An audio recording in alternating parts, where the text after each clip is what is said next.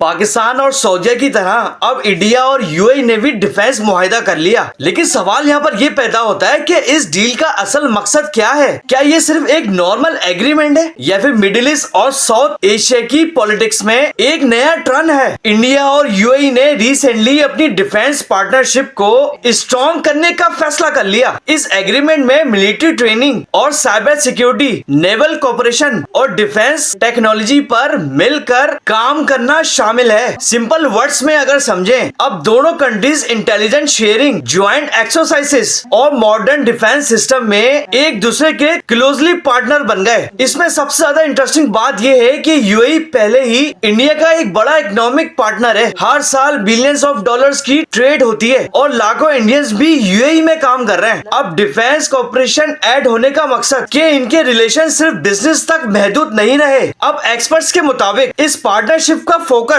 Specially Indian ocean और middle east की security पर हो सकता है। साइबर थ्रेट्स, ड्रोन्स टेक्नोलॉजी और मैरीटाइम सिक्योरिटी हर कंट्री की प्रायोरिटी बन चुके हैं। लेकिन यहाँ पर एक इम्पोर्टेंट पॉइंट भी है कि ये नेटो जैसी मिलिट्री अलायंस नहीं है। यानी अगर किसी कंट्री पर अटैक हुआ तो दूसरी कंट्री ऑटोमेटिकली इन्वॉल्व नहीं होगी। ये ज्यादातर स्ट्रेटेजिक कोऑपरेशन और टेक्नोलॉजी शेयरिंग का एग्रीमेंट है। अब सोशल मीडिया पर भी कुछ लोग इस डील को साउथ एशिया की चेंजिंग पॉलिटिक्स से जोड़ रहे हैं, जबकि यहाँ पर कुछ एक्सपर्ट्स कह रहे हैं कि यूएई सिर्फ अपनी ग्लोबल पार्टनरशिप डाइवर्सिफाई कर रहा है। अब आपके ख्याल में क्या Indian UAE defence partnership future में और कितनी पावरफुल बन सकती है? इस वीडियो को लाइक, शेयर, फॉलो, सब्सक्राइब जरूर करेगा और अपनी राय का इजहार कमेंट्स में जरूर डिस्कस करेगा।